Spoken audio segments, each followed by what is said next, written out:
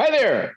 Welcome to yet another edition of But That's Not Important Right Now. That's not That's right. important right now.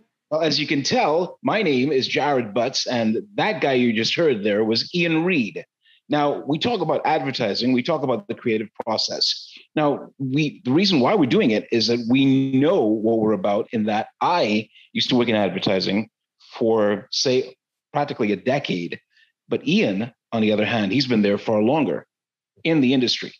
And right now, Jared is a I'm great hosting. writer. Jared is a writer, and I'm an artist. So we kind of have that. Yes, kind of I used to write. Yeah, we had that kind of connection, and the synergies were just about formidable when we did what we were doing. So yeah, now I am a radio show host. I host my own morning show on Platinum Hits 103.5 FM, where we just play music. So that's what I'm doing now. And Ian, you're still freelance writer. If somebody asks you to write something, you do freelance. yeah, if somebody asked me to write a particular ad or something like that, that's not a problem. I can do that. I can still do that.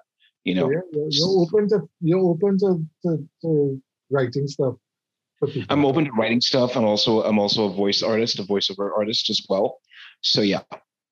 Well, give us another voice, Jared. Give us another voice. Give me another voice. Give me somebody else. Why? Why would you want to do something like that? That's not important. No, people don't need to hear that kind of craziness. That's creepy. Yeah. I am trying to segue out of being a graphic artist into more digital strategy and marketing. My focus is just trying to get brands to be more digitally savvy and helping brands do digital advertising. So Google ads, Facebook ads, that kind of thing. So my finger's on the pulse of this. I also have a group on Facebook called the Creative Guild. We are trying to start a kind of more formalized guild where people could come and kind of talk about their experiences working in the creative industry.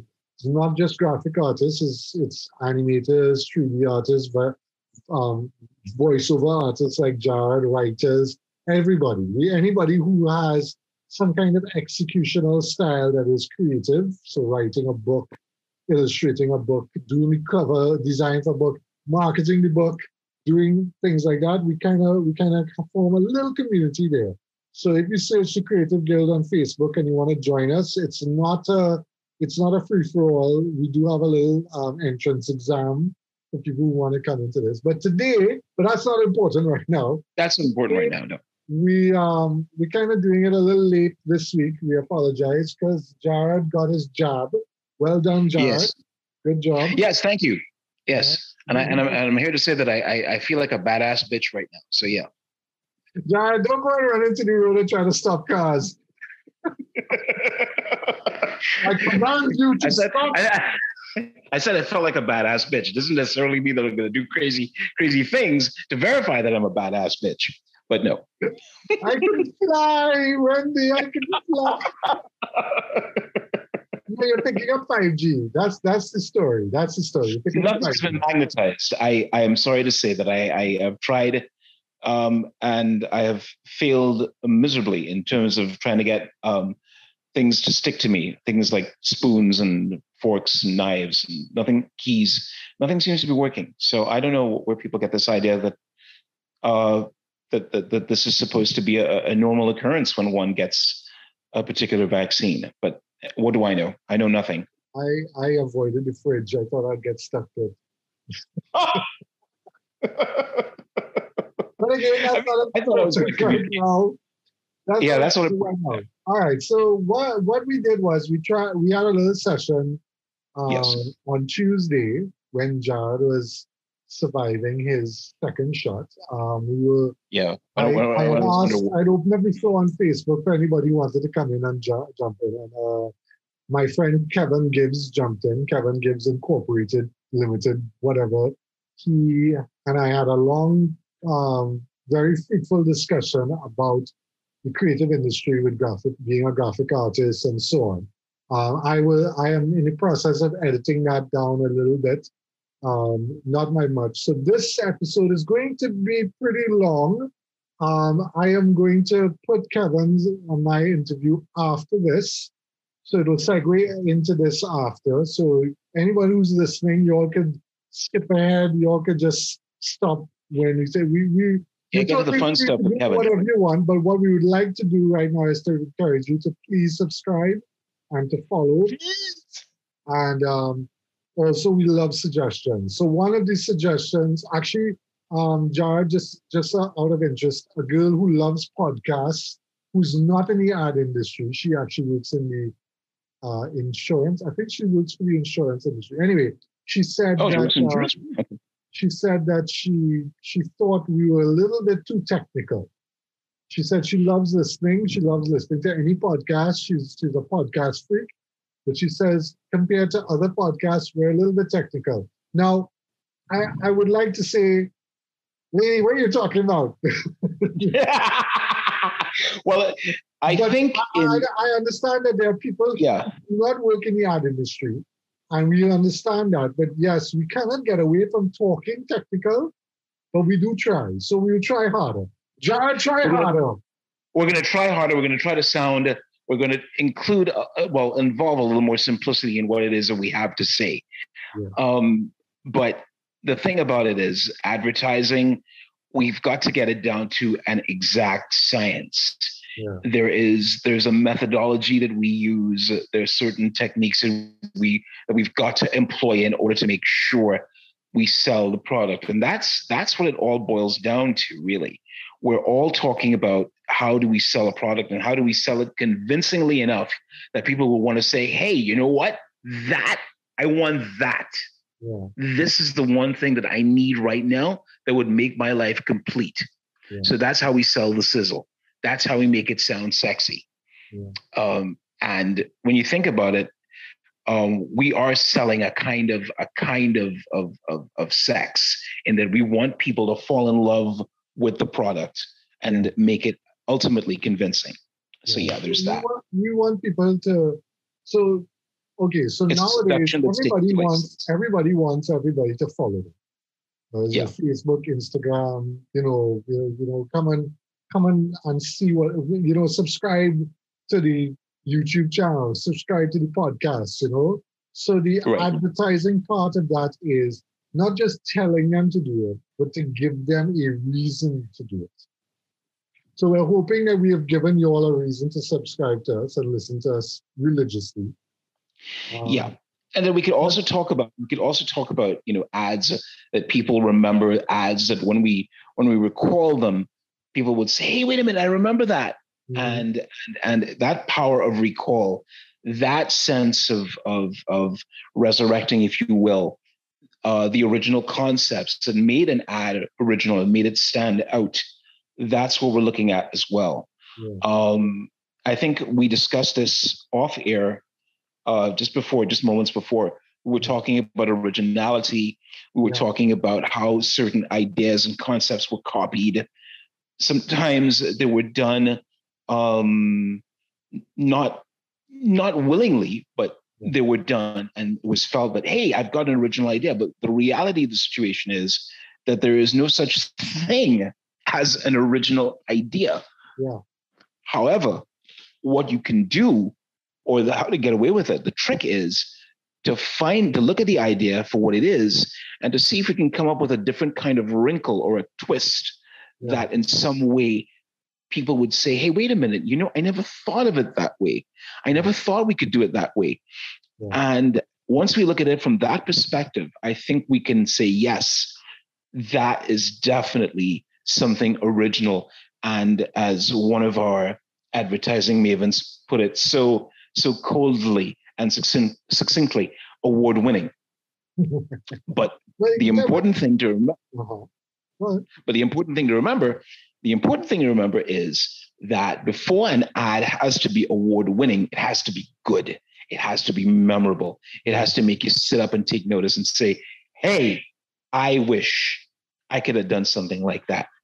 But that's for people who are really into the advertising aspect of it.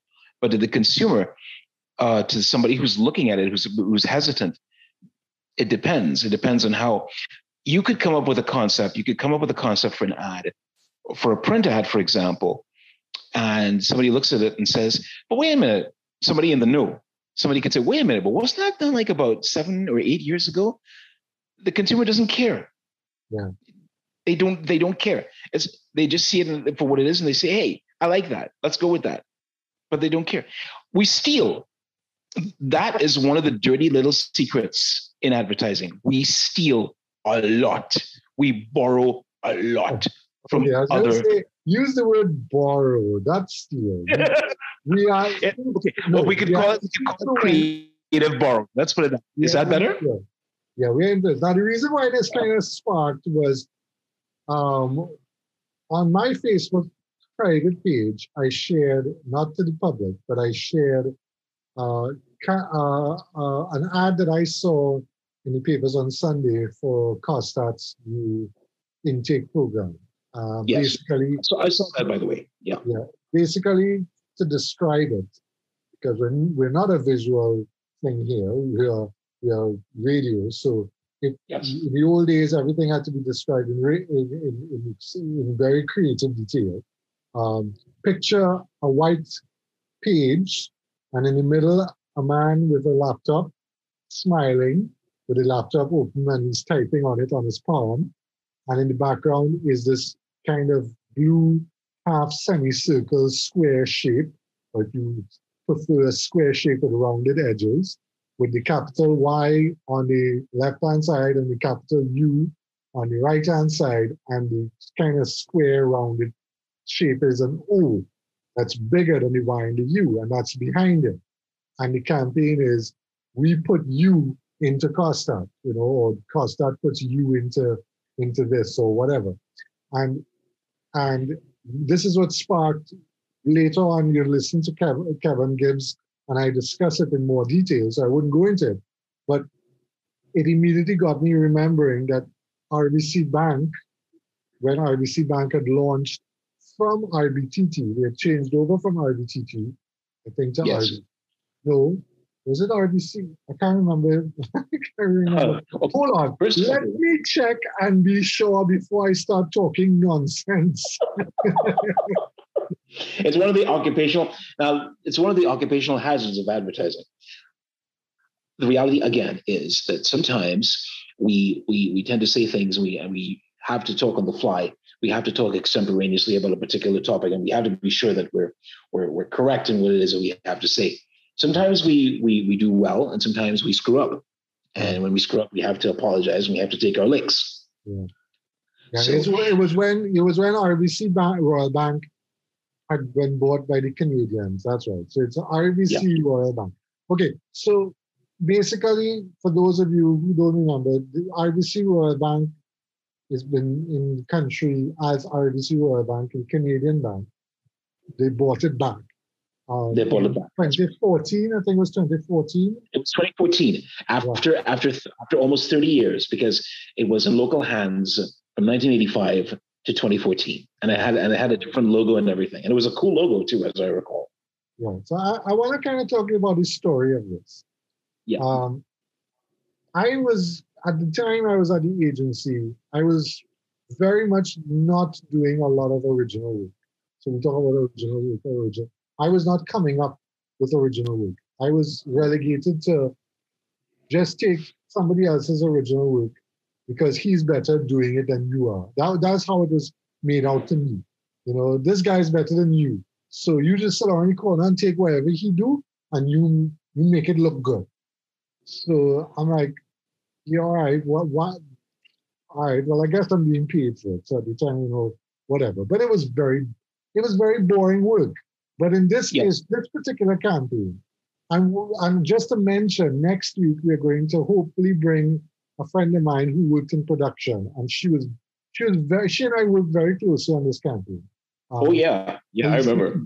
Right. So the job was, what happened was they had taken this RBCU campaign, and they had gone and they had presented 3 or 4 concepts to the client. I was not involved in the conceptualizing.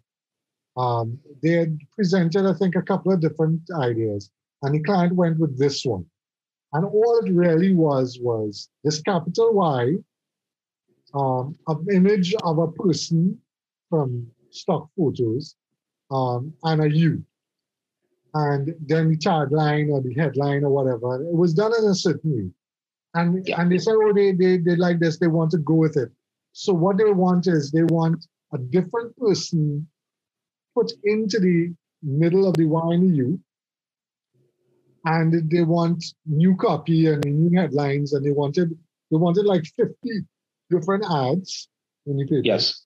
They wanted web banners. They wanted what was the other thing they wanted? They wanted posters in the branch, but they also wanted posters in the branch of the branch workers because they wanted. Now the idea was we put you into RBC. You see? Okay. RBC took it and said, "Oh no, we put ourselves into RBC." We started. This thing grew out of just shooting a model, or using stock photography and between the Y and the U or whatever, to here's the whole management team from the Twin City branch in you. And I'm like, but this is not the campaign. This is not the idea. But no, they want it this way. So like, all right, cool. And we spent like 3 months or 2 months, Felt long. Yeah, we spent a 2 months basically just shooting thousands of people.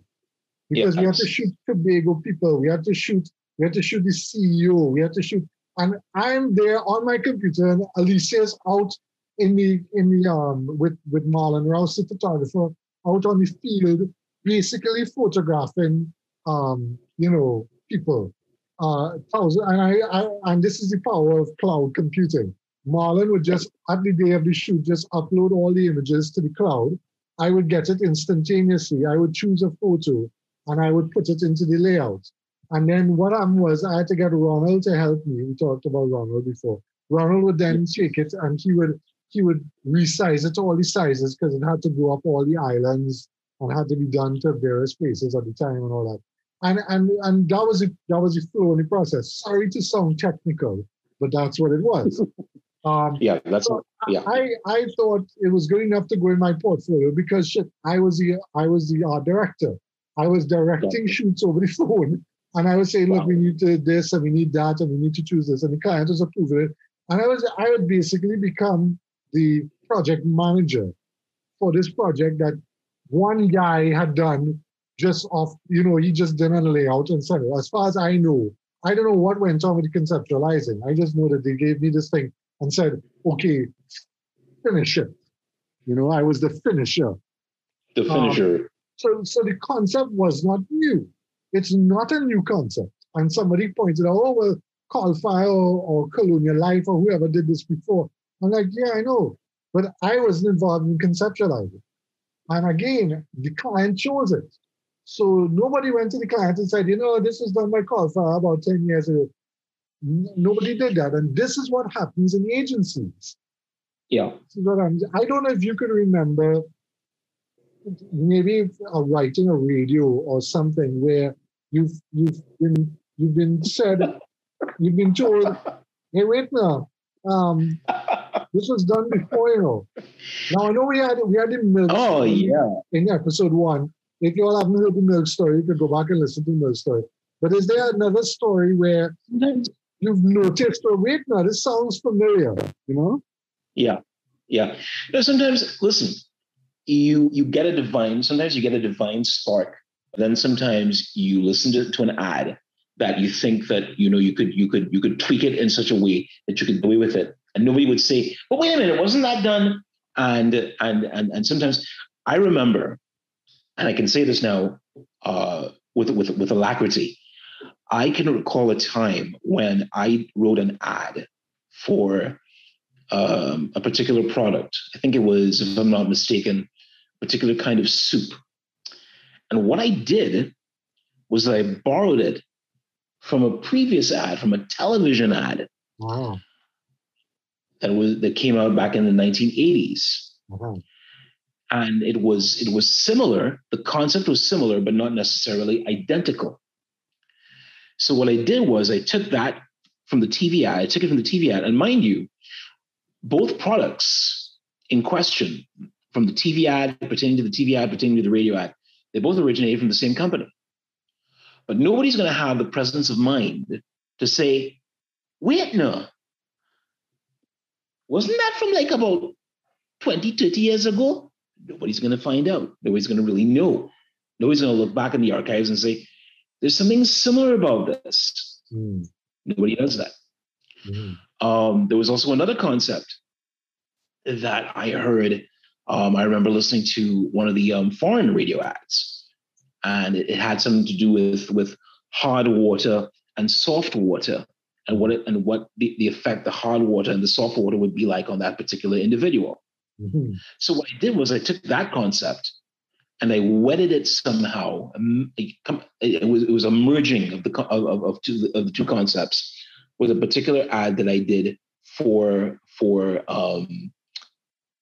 I think it was for donuts, a particular brand of donuts. I'd done that, and the tagline was "Get to the sweeter side of you." So yeah. Sometimes the borrowing that you have to be very selective in terms of how you borrow. If you go out there now and you were to borrow a concept from, say, a year or two ago, somebody's going to pick up on it. And that's one of the tricks. That's one of the tricks, guys. That's one of the tricks that you've got to implement. If you're going to come up with something, make sure that when you do it, please see to it that it is not something that is necessarily new.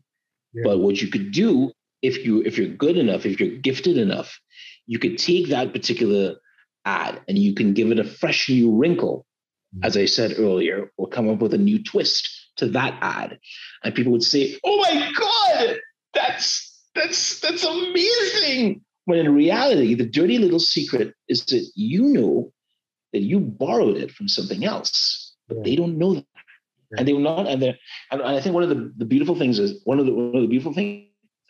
things is that they're not going to really see and pick up on it unless you are really, really into what you're doing, and unless you're really into the craft. And it's a good thing, and yet at the same time, it's bad because you wish you could come up. You really wish that you could come up. And that's another thing that we need to talk about.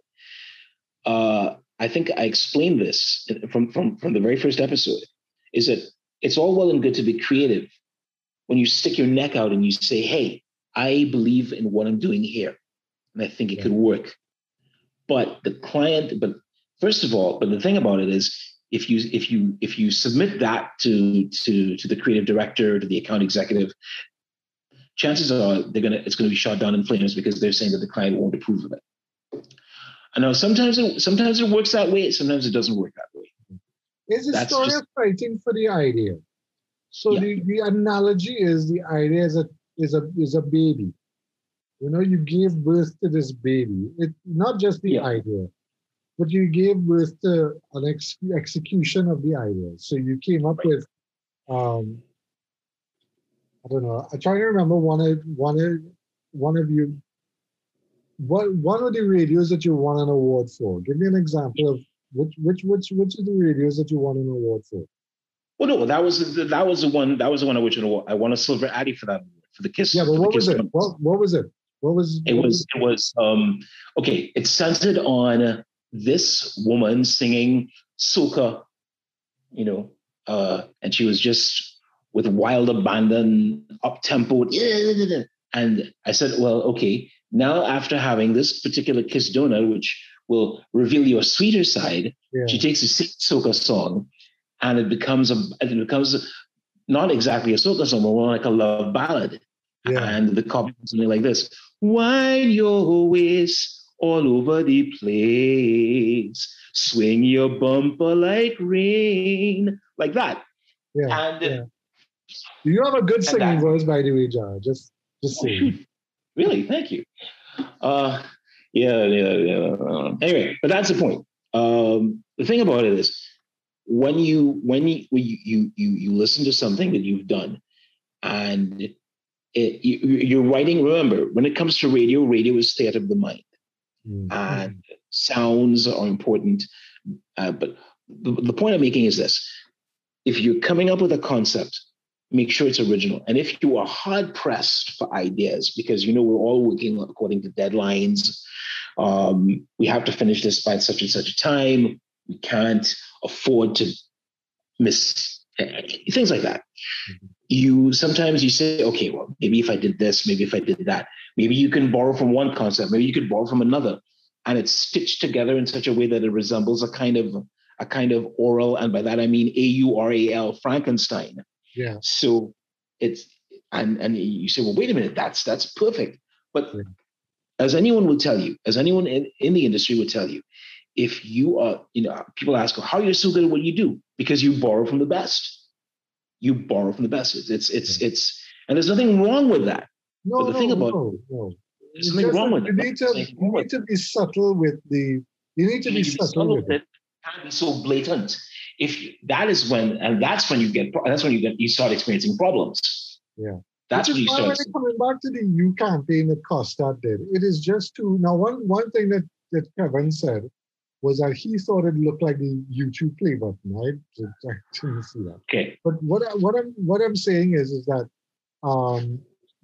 the concept of putting you in between you is nothing new. That's right. You knew. Who knew that you knew? Who knew you? Right? The thing is that it to me, you didn't go to the next step. So in a brainstorm, you'd be like, why don't we just put the person in between Y and U? Oh, that sounds like a great idea. That'll look awesome. That'll look fantastic. And you do it. And the client loves it. And the client goes with it, and he goes all through the steps of approvals. I mean, I want to touch a little bit on a particular story that I have about these things. But an anecdote, yes. This does not mean that you've achieved something great by doing something that is already done. At the same time, no one's blaming you for doing it. You follow? Nobody's coming down on you and saying, oh, you lack originality or whatever, because we know the situation. We know how you may have presented 4 ideas, and this is the one the client went with. You see, right? Which has happened to me. I mean, I have done things. I said, no, the client will never go for that, and the client goes for it. Almost inevitable. It happens. You can't. You would love to fight. You would love to fight them down, and there's certain clients who would then reconsider and say, okay, maybe. But most of the time, you just don't have time for that. And then the general manager's like, you're wasting time.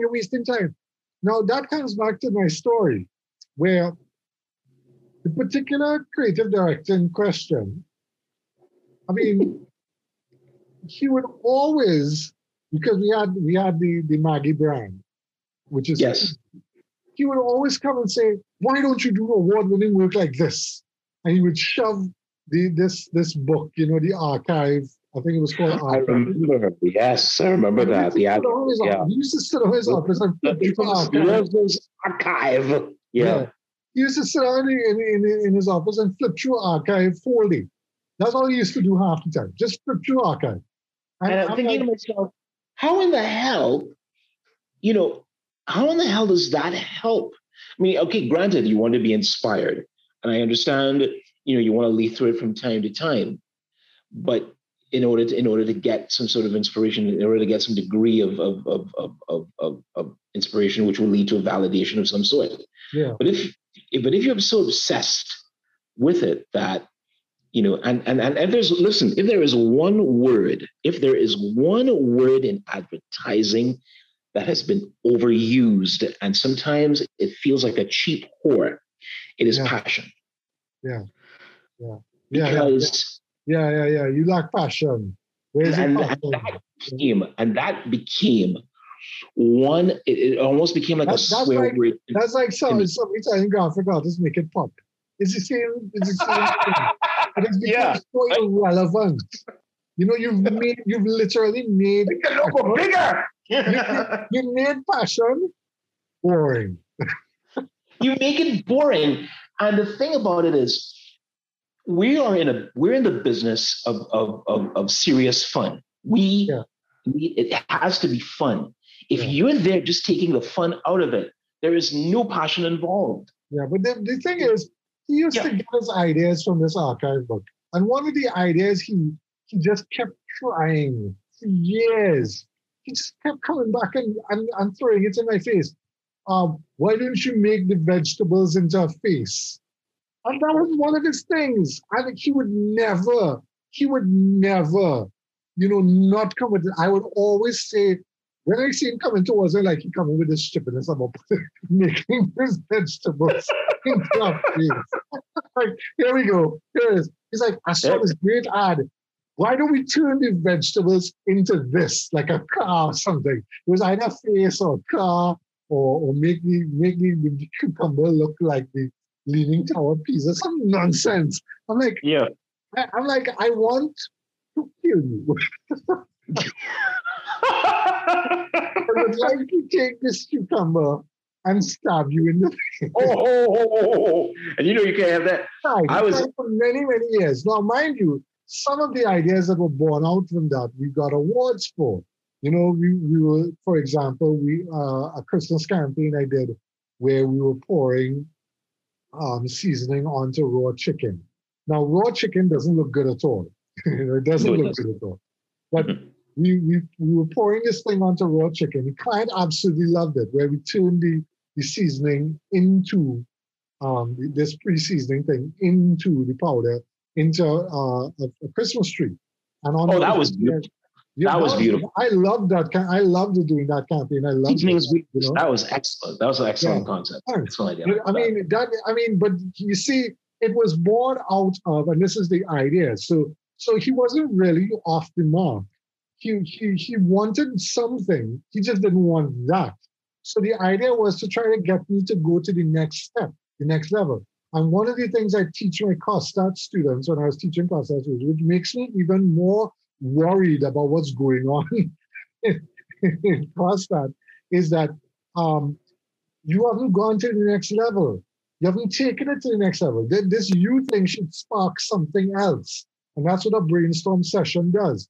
And unfortunately, in the period of time we have here where we're sitting down, not seeing each other, not seeing the expressions, just probably, not getting the vibe. The vibe through the computer screen isn't the same vibe as sitting down in an office or inside of a building or inside of a room, just bouncing ideas. And one of the things I loved was when a brainstorm was good, was when you were having fun with it.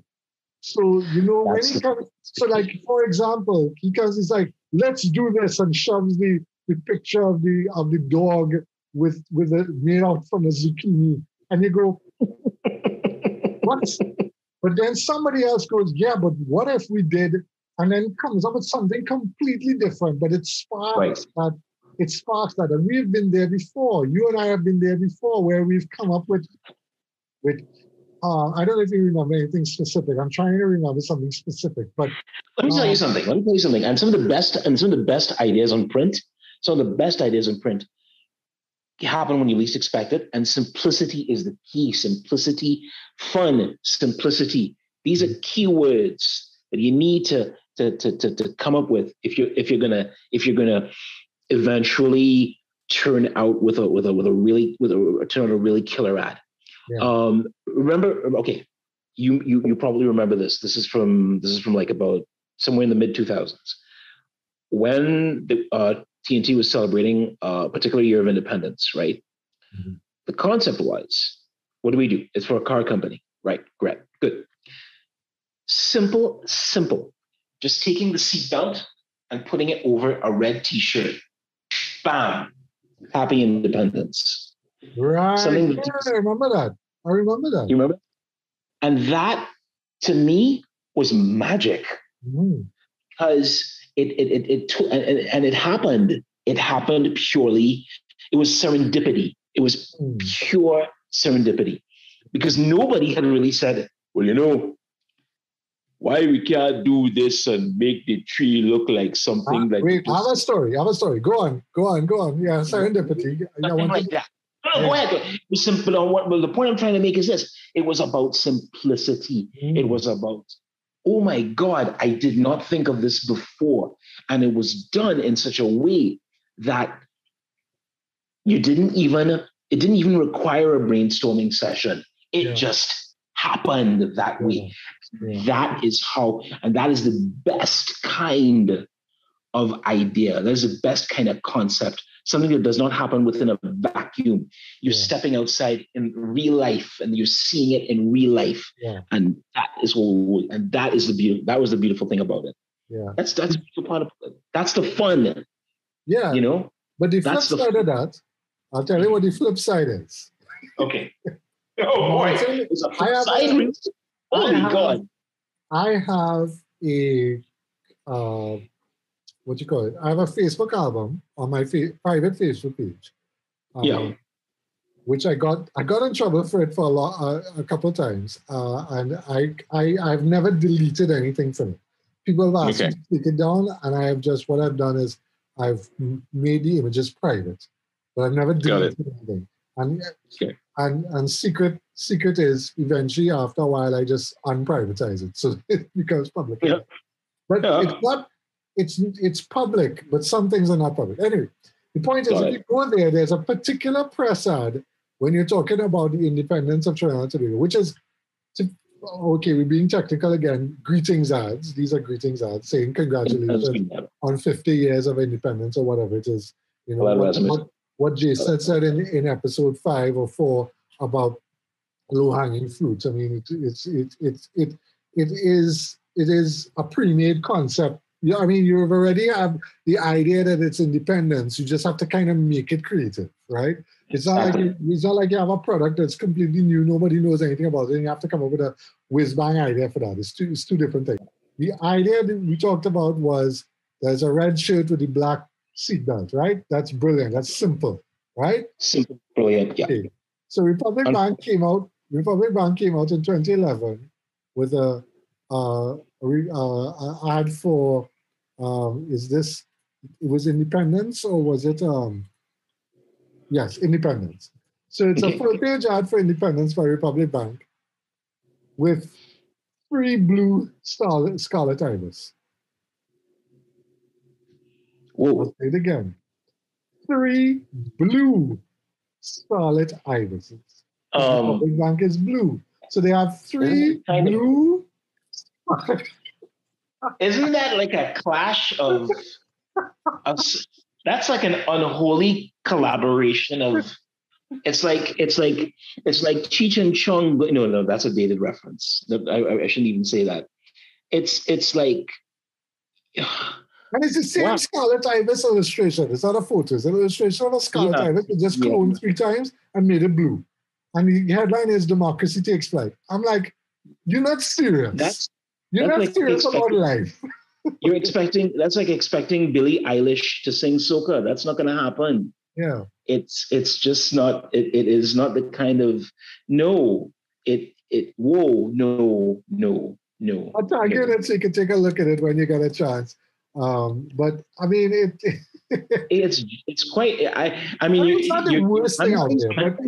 I'm having a mental picture of what you just told me, and it's quite jarring to say the least. Yeah, it's funny as hell to look at because you're like, when I first saw it, I'm like, but canaries aren't blue. And I just go, the headline is very good. Democracy takes flight. I love that. That's a great line. Democracy takes flight. What blue? The Scarlet Ibis is blue. That's not. First of all, Scarlet Ibis. But doesn't that remind you of a particular Sesame Street sketch where Kermit is working with Dawn Music to get something to write, right? Yeah. How Mary had a canary and it was bluer than the sky, and everywhere that Mary went, the canary was sure to fly. And then Don completely loses his stuff and says, "But canaries aren't blue!" And yeah, it's the same thing. Scarlet, this is not. Oh God! Blue ibis. What? You know what I mean? No. I tell you what. It won't be a scarlet ibis. It would be a cerulean ibis. But our colors are red, white, and black, not blue, white, and black. We are not Botswana. For God's sakes. God. I mean, in this album is a pure gold of stuff. But I mean, press ads are on the way out. But I haven't really seen. I mean, just to touch before. I think you're getting on a little long now. This episode. I think we are. But one of the ones that I want to go back to digital. One of the things that happened recently was what we call the forklift man. You heard about the forklift man? Oh, yes. He's been in the news lately. Yeah. Okay, so those of you who don't know, a guy found out his wife is cheating on him. Horny. Okay, if you want to use that word. Stop being technical. Sorry. so technically, apparently the guy works with him at this company. Right. And this fellow who found out, he flipped out. He took a forklift and tossed the guy's Ford Ranger, his pickup truck. He tossed it all over the car park and totally wrecked it. And then went and told the people who were filming him, putting on effing Facebook, I don't care. Now he was arrested or he gave himself up, and you don't want to get into the details of the story. But what happened was the people who sold the forklifts started putting out that, hey, our forklift could pick up a Ford Ranger. And that idea suddenly took root. Apart from the fact that people were viraling, you could toss around, this and you toss around. The forklift people ran with it. Mm-hmm. The problem was other brands started to run with it. And one of the brands is Answer Merchant Bank. And Answer Merchant Bank put a picture of a forklift and said, we have built your business by rising to the occasion. Some stupidness like that. I'm like, no. You see that. Just jump on something else. This idea of the forklift, you can't just jump on that. Use local commands. That's just fighting it now. You're just fighting it. You're fighting it down. You're doing a fight down. So I just wanted to mention that just because this is the topic and this is the trend and these are what people are talking about, you need to think about what you're going to drop your brand onto. Okay? So just because you can put a blue scarlet ibis does not mean that it's going to work. Just because the man used a forklift and it's people are talking about it doesn't mean you use a forklift in your ad.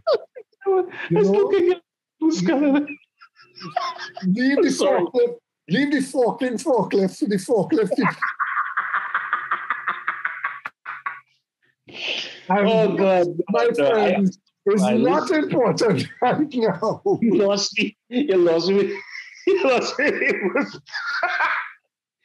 No. And you wonder why people are advertising to drink and drugs. This is what.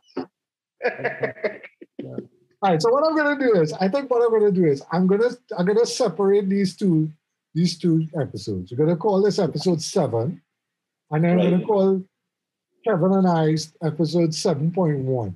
So you can listen to both separately. I'm not going to put this together in one long, half hour long podcast. I'm sorry. Yeah. I don't want to subject people to that. Now, there are people, just to shout out to my friend Victoria, who told us that she loves us and she loves listening to us, but we're too technical.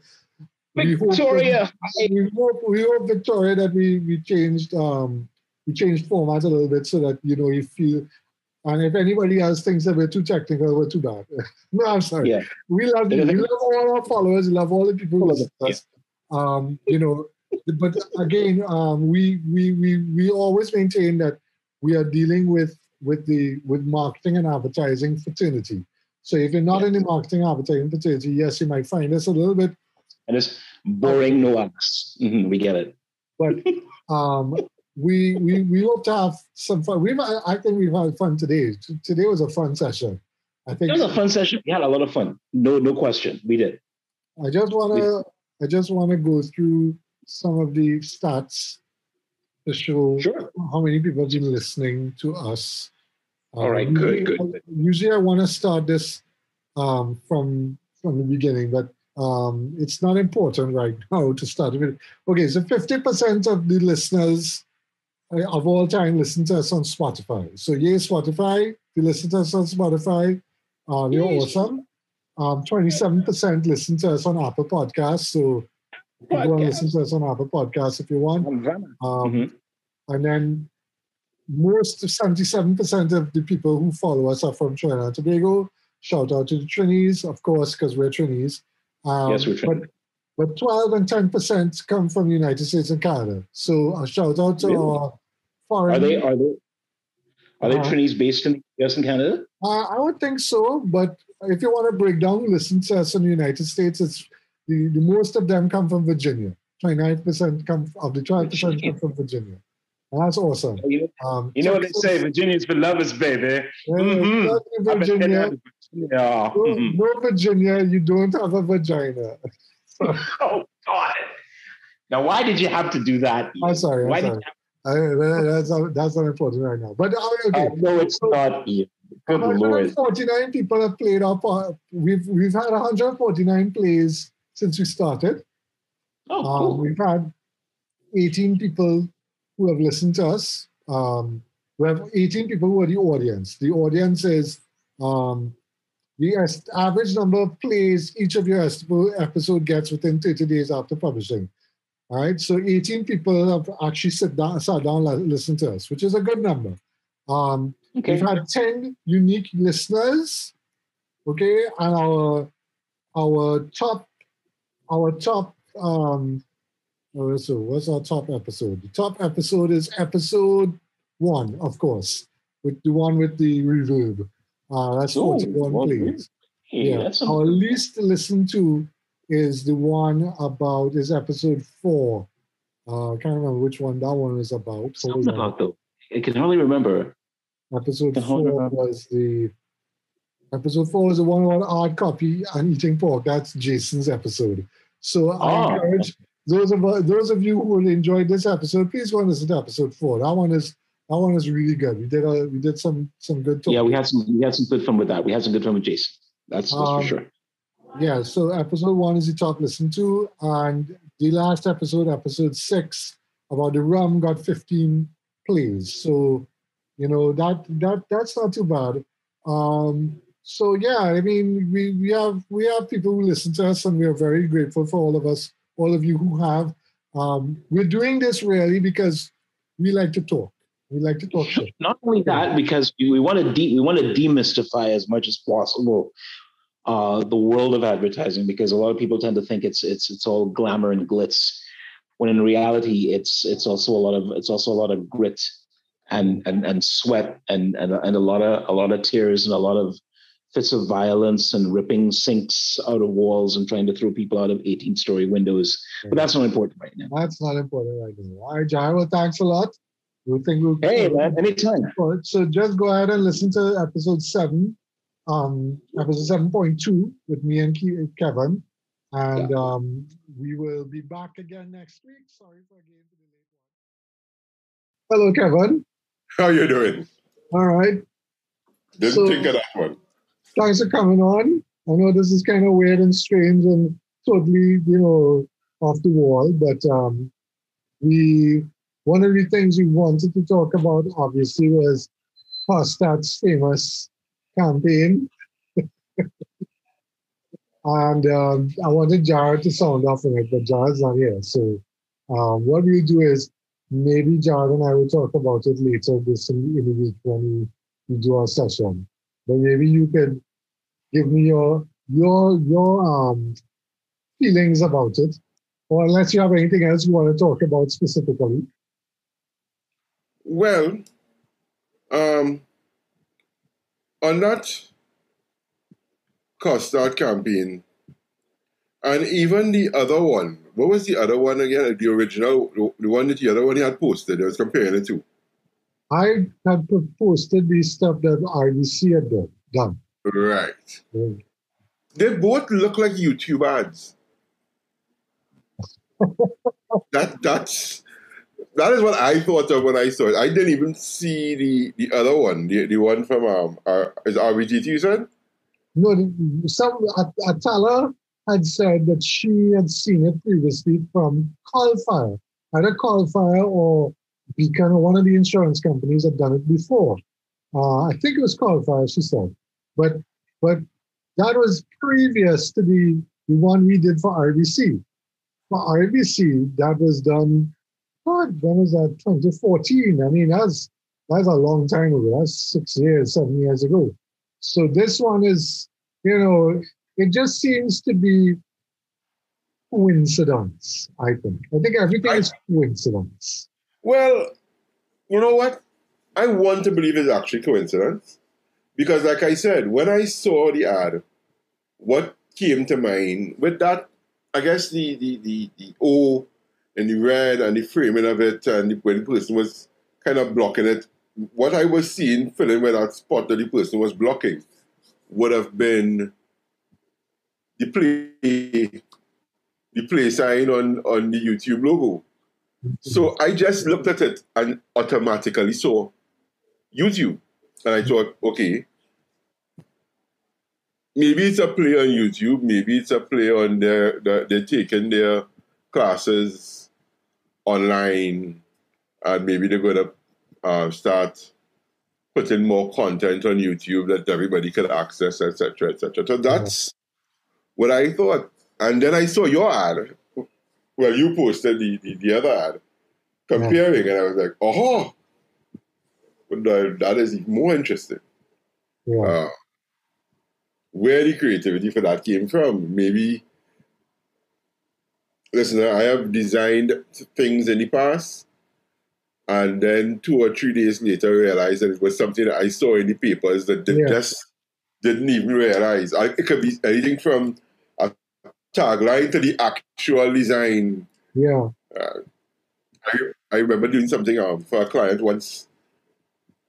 Stronger together. I wasn't who the client was, but that was the line, right? Stronger together. Yeah. And then sitting down watching CNN and realizing that was Hillary's campaign for the election. Now, what probably happened is I keep seeing that so many times all over the place, it didn't even occur to me in my creative process that I was copying. Yeah. I can see where you thought or where people think, because somebody else did make that comment, that it looks like the YouTube logo because of the shape of the blue kind of screen shape that the U is in. So you have this kind of round, kind of almost, I don't know, it's a square that tends not to be a pill shape. It's almost pill shaped. And this U with another pill shape. So it's actually an O. The O is very, very complicated for what it is, but I didn't get YouTube logo. I didn't get that immediately. Now that you said it, I am seeing it, but I didn't get that immediately. What I got was the campaign idea of RDC was we put you in you. So the Y and then the person we took out the O in the U, and then the U. So the person is in the center, and that was the quote unquote idea. I have issues. I didn't develop that campaign. I had nothing to do with it. In the sense that it was presented to the client. The client chose that one out of 3, I think 3 options, and my job was just to build them out. So all I had to, there were like about 2 or 3 executions just to get an example. And then we had to do photography. So I directed the photography. We had to do about 100 posters for each branch and for each thing. So we had to do like group shots and put the group shot in between the Y and the U. It was a huge, execution thing. The idea to me wasn't very strong.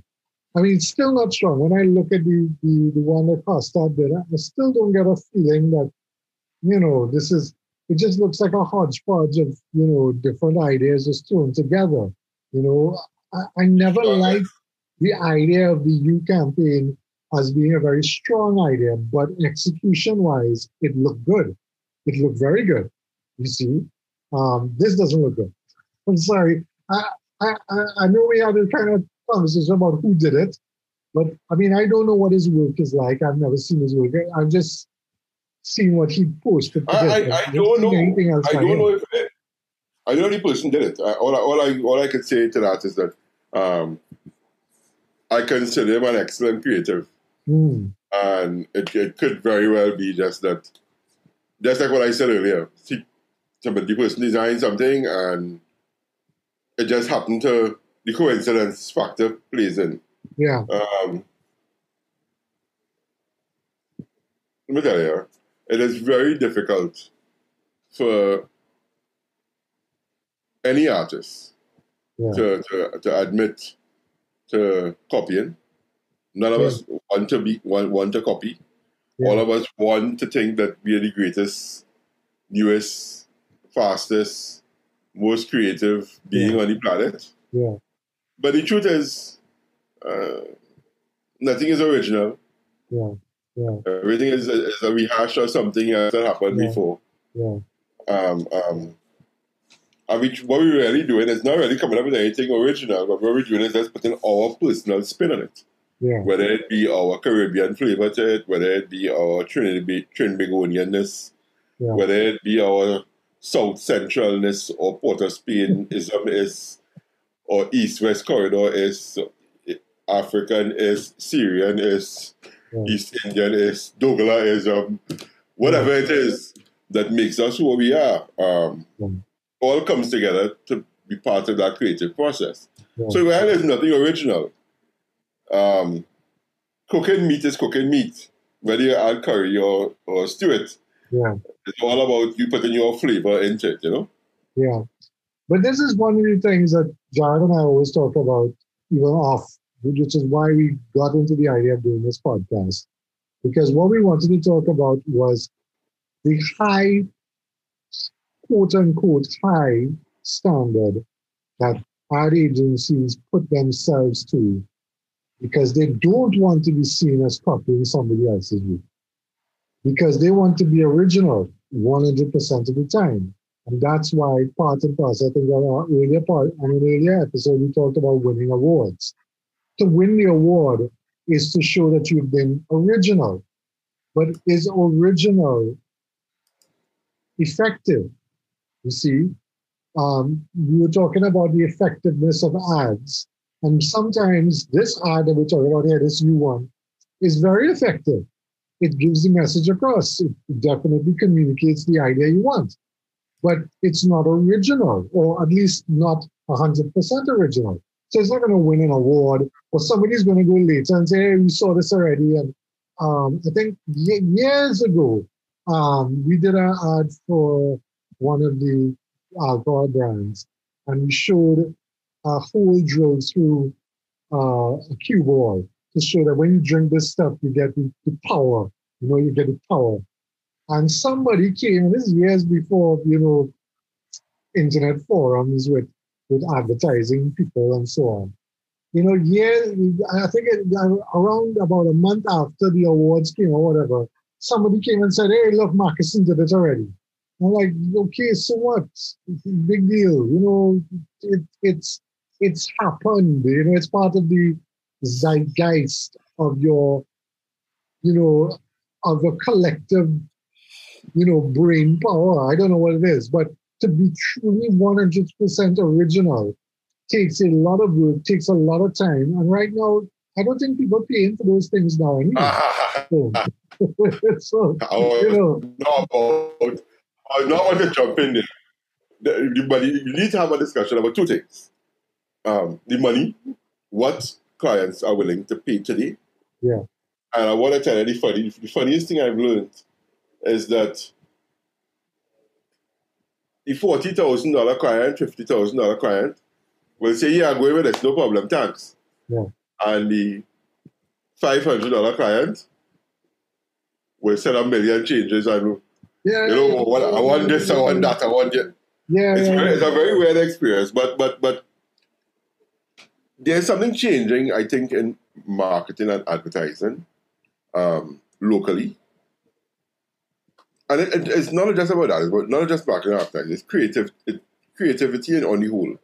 Yeah. So I remember some years ago, somebody I consider one of the best photographers in Trinidad. Yeah. Right? I'm not going to call his name, but I consider him one of the top photographers in the country. And we've been friends for years. I mean, I used to work at the Guardian, right?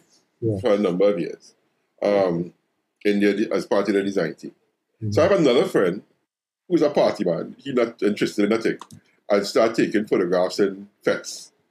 He just buy a camera and start taking photographs in fets. For his own personal thing. Yeah. And then he matured on to doing weddings and then creative shoots. I think who you're talking about, I think, okay, go on.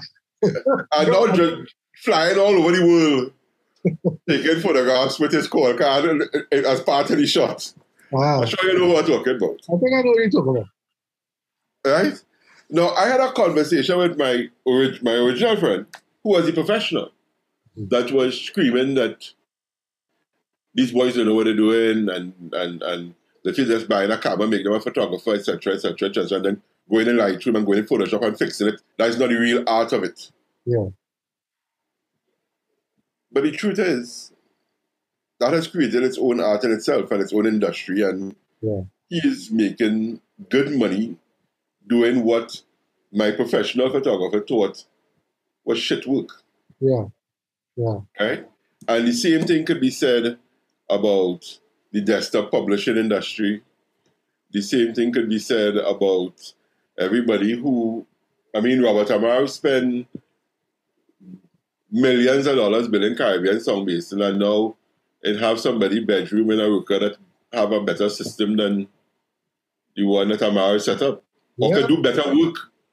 Yeah, actually, that brings you to the point that a lot of these YouTube podcasters, I've been watching a couple of them over the last couple of years, and they're doing stuff out of their bedrooms. And the setups they have are what we saw 10, 15 years ago professional studios having. And you think to yourself, well, I could set up a studio right here in my room with the same amount of equipment. What I need to go to a Caribbean Sound Basin for? What I need to go to, so it's true, But I remember this guy that you're talking about. It was the same guy. I remember he posted. He had said, look at the quality that I could do by just putting on the default setting on the camera. I think I remember him saying or posting something like that on Facebook. And that's what brought all these photographers out of the woodwork to make noise about. It's like, nah, you can't just point and shoot. You gotta know how to light. You gotta know how to do. And he's like, nah, I don't need to all of this shit. I can do it just And the camera is the technology is making it so that it is easy for you. It's like, okay, so for example, me editing this podcast now, I don't need to do anything. I just need to drop it into Audition, run a filter, and it cleans up all the static. It cleans up all the radio levels. Does everything set a preset. I'm like, shit. Yep. I don't need an engineer. No, listen. I have gone. This is my personal dream. I started off as a page designer in the Express. I became design consultant at the Guardian. By the time I left, I was design editor at the Guardian. I started off I originally started off printing jerseys, and that's how I learned how to learn how to use the computer. Today, I do video production. Yeah. I do. I still do a certain design, but not much anymore because video has taken up a lot of what I do, right? And I do everything where you see me sitting here. I have my Rocket 6 speakers. I have my iMac 27-inch. I have my Zoom recorder. And I don't need anything else. Yeah. I could do I can edit a whole movie here. Yeah. With no problems. And here the other truth. So we recently bought a Sony FX3.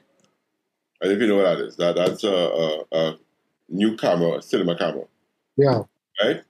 To shoot 240 frames per second, can do 4K. That's right now my main camera. You know my B cameras on most shoots? Yeah.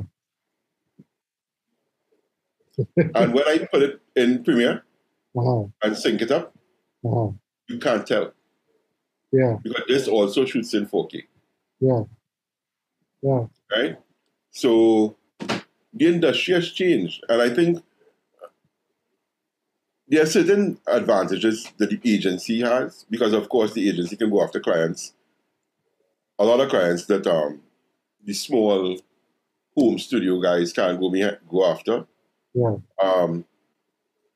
But I predict in time that's going to change. Yeah. Because somebody working from home that can, no, I'm not taken away from the creative structure of an agency where you have one person writing the script, one person coming up with the concept, another person designing it, a whole photo team, photographic and video team working on producing it.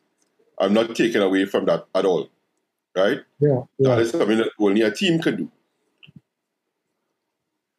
But one person with one client, one big client, can also hire freelancers and probably do it at half the cost of the agency. Right. Yeah. Which also leads to the other problem, where companies are now expecting the one man to be the agency. So that's the flip side. So they'll come to you and say, Kevin, boy, okay, so let me give an example. A man came into I know you're part of the social media group on Facebook, right? You're in social media group. Anyway, somebody came in that group and posted a vacancy. They want a digital strategist / marketer for their company. Oh, yeah. Right? I saw that. So I got in touch with the guy and I said, listen, guy, you can't be asking for all of this. He's like, well, why not? I said, well, you want a man who could animate, edit, do sound, and he also want them to the client. I said, so what's the job of the rest of the people? Oh, we will manage him. I'm like, what do you mean? So in other words, 5 or 6 of you are going to sit down to their thumbs and pay one man to do the job of an agency. I'd try to pay him less. No, but hold on. He asking me how much I should charge. How much would it cost to pay a man like that? I say you're looking at about $25,000 to $30,000. He get vexed. He said, no, I can't pay that. I said, so what are you thinking? You're thinking a man could do all of that for what? Man, I'm thinking $10,000, $7,000. I say, listen to me, yeah? We'll talk to me. But the other thing was, he was very adamant. He was like, this person also has to come into the office someday. I said, we're in a pandemic, right? He said, that pension next week, no, not that pension next month. Don't worry about it. He said, we create this whole space for this one person, and this one person will have everything. I like, that everything going to be obsolete in 6 months, right? So you're going to be constantly upgraded. Yeah, we mean obsolete. We just spent like $50,000 output in our studio and you say all of that obsolete by tomorrow. Yeah, nah, I don't believe that. I say, listen, you don't know the game. Yeah. You don't know the game. Now, I do not know what kind of company, because whenever I try to ask him, what kind of company is this? It sounds like there was a bunch of former, what do you call them? Not corporate people, but people who used to work in government who got entrenched, deciding they were going to open their own thing. In which case, they would open their own thing and then go and get the same government contracts. Right. So he was hoping and praying that he would just get all these government contracts to pay for the studio, to pay for this man, to pay for all of them in the next year. And I'm like, no, that sounded like trying to nail jello to a wall. Hopefully, maybe, possibly, you might get money. I don't know. But again, that's the flip side. The flip side is They want a whole agency in one man. One man. One man. Well, that is the extreme. That is I mean, I laugh at these ads when I see on Facebook about, and I look at the duties they're asking people for. Now, here's another joker. When I started at the Guardian, the second time, I don't want to expose anybody or anything, so I'm not going to call no names. I'm not even going to call exact figures. All I will say, what was offered to me when I went the second time, I kind of laughed at it and said, call me when you're serious, right? Yeah. About a week later, I got a call back, and I actually got very close to what I was requesting. Yeah. But the reason for that was simple. While I knew that they were asking me to come and do one job in particular, yeah, which at the time was laying on the front page of The Guardian. Yeah. That was my focus, right? Yeah. What ended up happening was I on like about, I would walk in sometimes at 2 o'clock in the afternoon, and somebody would say, hey, we have a 36-page pull-out due to go on the press in the morning, and we have copy for 8 pages. You can find copy for the rest and lay it out about a particular subject. So now on top of that, I can remember one in particular. One was Shogam, and I just needed to sit down and figure out a way to fill up all these pages. Right? Here are the ads you have. Here are the pictures we have so far. Here are some of the stories. Here is the amount of pages to fill. Yeah. And I used to get things like that all the time. I'm also somebody that was always willing to work on holidays and Christmas and Carnival Monday and Tuesday and all that, right? But the fact was that I knew what I was getting myself into most of the time. Yeah. Yeah. And I knew what to ask for in advance, because I wasn't just asking for what you were asking me to do. I was also asking for what I knew was going to come after. Right. Right. Which you don't like. They don't like you doing that. No, they don't like it. But you have to. Yeah. That is the thing they want to kill you for. Yeah. Right? But the fact is, when I read what people are requesting of young artists today, it's madness. Yeah. But that kind of advantage, I want to tell you, was going on a long time. Yeah. Because when I started, I started off working in a design shop for $250 a week. Yeah. Yeah. Designing party flyers. Yeah. And in a party flyer business experience where they have a press in the back, and then this is in the 90s where FETs it only had 2 places people used to go to get FET flyers and tickets. Yeah. Island Graphics, right, and Mac Print. Right. On a daily basis, we were designing. We had 2 designers, and we were designing 10, 12, 15 flyers, different flyers in a day. And in those days, it didn't have no full color worker. It was spot color or black and white. Yeah. Yeah. Right? So I was a big joke with people. I say, well, on a designer, at least could use color to make the thing look nice. Yeah. You had to design everything in one color, black and white. They printing that on a pink page or a red page. Or yeah, that's right. It used to be, no. Here the classic one. It used to be a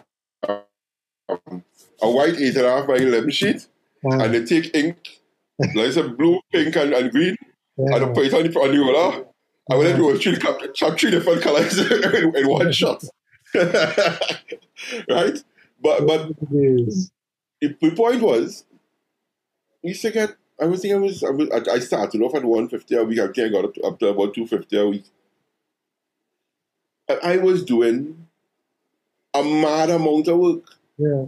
Right? When I think back of it now, I just know what I might spend to do, when I might take a day to do one job and execute it properly.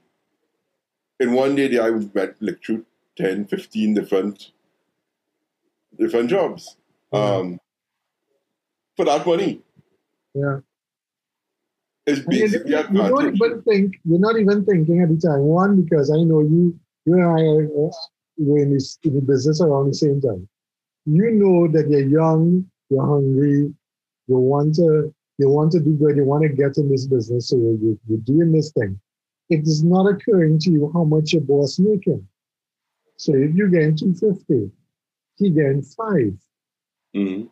And he not 5 as in that's his profit. And it's not appearing to you at all that is what's happening. And it's only when you start being exposed to people telling you know how much you're making. That was the other thing, one of the things I wanted to discuss with Jared, which is one of the things we want to discuss later, is that one of the things I want people to understand is when employers tell you, hey, I'm giving you a raise, but they won't tell the rest of them that. No, they won't tell the rest of them. Tell everybody. Tell them. I mean, if you don't want to give the exact number, you can give a range. You know, if you don't want to shout it out amongst the whole general population, you want to tell, like, keep on, this is how much I'm earning, how much you earning. That is entirely okay. It is the employer is doing that so that the employees don't realize, hey, wait a minute. Yeah. Yeah, you know, but in the age of the internet, in the age of discussions, and why things are triggered this whole thing about doing this podcast and starting a creative guild and doing all of these things, is that I was following Agency Insider on Instagram, and they were allowing a lot of people to just talk about their experiences in Singapore and Malaysia and you know, markets like ours, you know, big markets, but at the same time, you know, still not the United States or Europe or whatever. And they were having the same issues. And a lot of the things they were saying is, why is it a problem for employees to come together to discuss work conditions, to discuss workloads, to discuss what's bothering you, you know? Why is it that an employee has to make it so that an employee doesn't know what his rights are, you know? But that is nothing new. Yeah. Let me say, people have been doing that for years. I remember at the Express, I had a problem. I think I told, being young and not knowing, I told a couple of people how much I was working for. Yeah. And that not only caused problems for the person in charge, yeah, but even caused problems for me, because suddenly people treated me like I was being overpaid. Yeah. You know, and being vexed with me. Yeah. I'm a story for you. So I'm negotiating a salary. They call me to come. I tell them what I ask. I said part of the story before. I tell them what I want.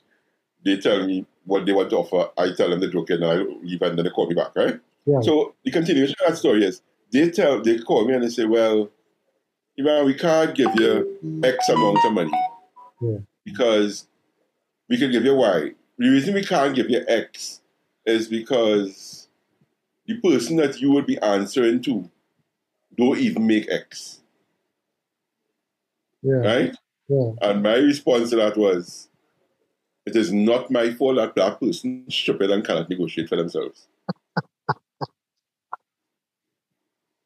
Right? Yeah. So that is my fault. Don't use that as any baseline to say, well, that person over there getting paid X, so we can't pay you Y because it will be more than X. That is my fault. That has nothing to do with me. Yeah. Yeah. Right? Yeah. But the other dynamic of working in this country is the fact is that somebody inside of an organization was brought there because A, family member, B, client family member, somebody inside of there got plunked into a position, seemed to have worked out in the position, has been there for a while, cannot leave, cannot move. They can't raise his pay because obviously, you know, he's not good enough for them to raise the pay. But they can't get rid of him because he tied into some sort of family arrangement. I always say, I was when people come to me and say, "Hey, well, you know, I'm going to get this job with this company," I say, "That's a family-run company." I say, "Yeah." I say, "Well, what can I tell you? Good luck, Godspeed, and may the force be with you, because you're gonna find people inside of there who making decisions they're not qualified for. They're not in any position to be knowing what you are about, and you'll just be fighting an uphill battle against people who are lying down while having going home by the house on the weekend, and they're discussing work and they're deciding, well, yeah, you go and do this when you go out on Monday, you just do everything." And you they're like, well, how all of a sudden you just take over this job? What kind of crazy situation is this? But that's what you do. That's what you get into. So, I mean, a very rare occurrence that you walk into a company, which is sometimes a foreign company, where there's not that kind of situation going on. But still, you have an employee in there who works really well. But yeah, they're going to say, "No, we can." If they find out how much you're working for, how much we're going to give you, they're going to want more money, and you can't afford that. Or that is not your problem. It's not your problem. Anyway, this has been nice. This is very good conversation. Kevin, do you want to come back on with Jared and me at some other point in time and have more discussion? I have no problem with that. Just let me know what's the name of your company. We didn't introduce you because kind of how things go. Well, I am my company.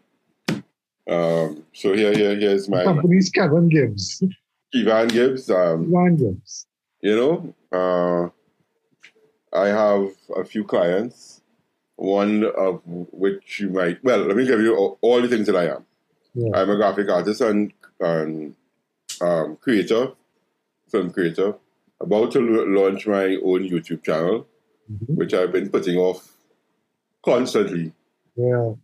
We all do it, I guess. Yeah.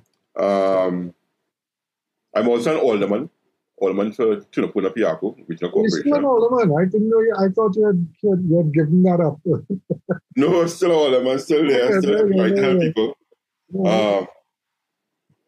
One of my major clients is obviously the UNC, right? National Congress, which I help with. I don't do all the creative, but I help. Yeah. And I have other clients. I have. I don't want to call any names, obviously. That's fine. Right? No, that's fine. Right. But I do a fair amount of work in all genres of creativity, whether it be from producing music, video, stills, cinema photography, etc. I'm now in my late 40s. I'll be 50 next year. So I've been doing this for a while. And what happens when I take Congratulations. When they do it for a while, you kind of just pick up everything along the way. Yeah. And I tell young people all the time, I would have been 100 times better than I am right now if I had access to YouTube when I started. That is true. YouTube has made all the difference. I mean, on a daily basis, when I'm going like, I want to do this, I wonder how. Wait a minute. Let's just YouTube this. 5 minutes later, I'm up. Absolutely. I only discovered the power of YouTube very late in life, but I saw people using YouTube, and I wasn't too convinced about it in the beginning. But now, you see, in the beginning, you had a lot of people who thought they knew what they were doing. They were kind of like going, "Oh, well." Now you have like Fix and Perfect and these guys who know what they're about, and they know what they're teaching, and they're not teaching you crap. And the amount of crap that you're finding is less now because it's being pushed out by more quality people. So that's good. That's good. So that's a whole industry. Yeah. That has created a whole industry of. There are people who are professionals that are leaving their professional jobs to become YouTube content creators because it also pays very well. Yeah. Once you build your audience. Yeah.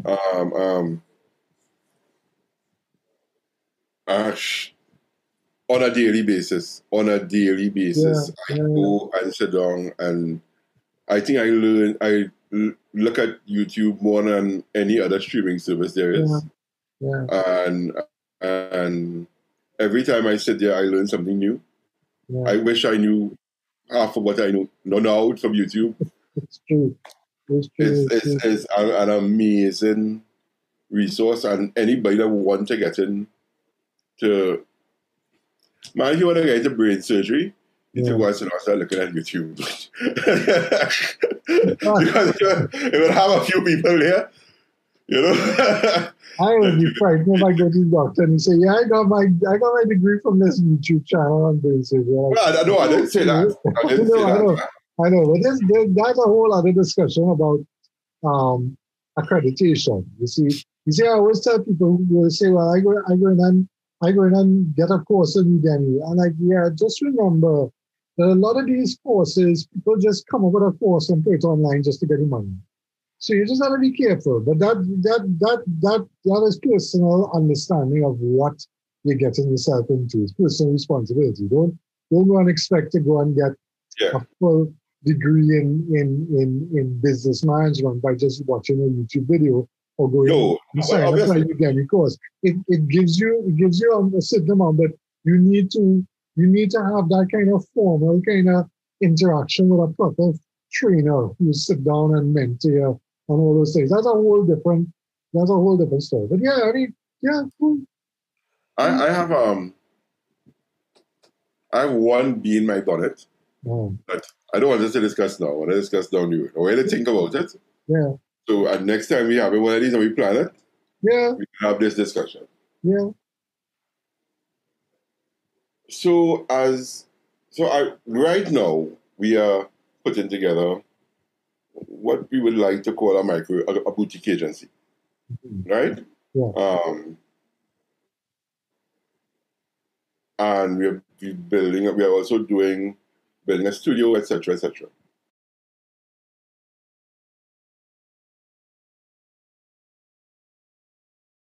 Good, Kevin. This is great. Thank you. I gotta get back to work. I have work to do. So do I. I didn't expect to be sitting up for an hour today like this. I thought when Jared said, "Oh no, I can't make it. I'm going back to bed." I'm like, okay, well, maybe if I just do a little 15 minutes. But this is great. This went well. I love this. All right, good, great. Thanks a lot, thank you. See you. Okay, bye.